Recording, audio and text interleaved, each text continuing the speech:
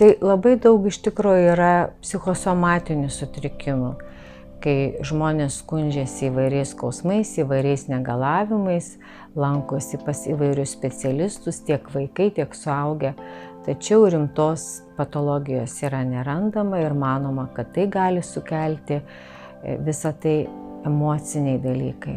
Tai būna patirtas staigus stresas, kažkokios adaptaciniai dalykai, darbo netekimas, staigi artimojo mirtis,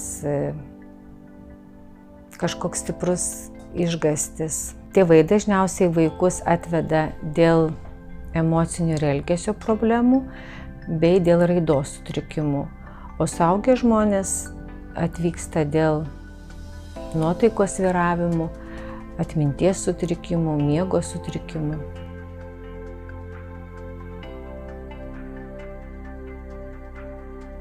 Išraiška gali būti kiekvienam žmogui labai skirtinga. Gali būti galvos skausmai, skausmai širdies plote, įvairios neuralgijos.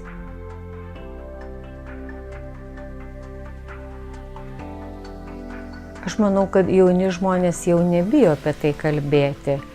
Ir vis dažniau į mūsų centrą ateina jauni žmonės, turintys emocinių problemų, norintys gilintis į tai, suprasti, kas su jais vyksta. Sovietiniu laikotarpiu išvis nebuvo kalbama apie jausmus, emocijas. Visa tai būdavo užrakinama giliai viduje, todėl dabar mes turime pasekmes, didžiulį skaičių depresijų, įvairių emocinių sutrikimų, priklausomybių.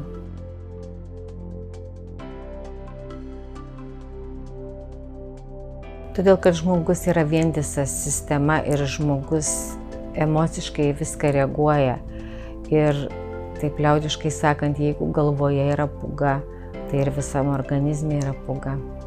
Apsilankęs pas psichiatrą, žmogus turi supratimą apie tai, kas su juo vyksta.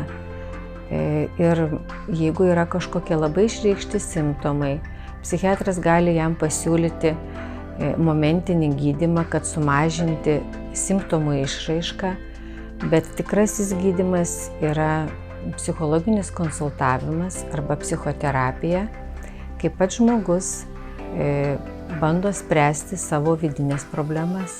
Pas gydytoją, psichiatrą ir psichologą pacientas gali ateiti savo noru, be šeimos gydytojo siuntimo, tik jis turi turėti motyvaciją.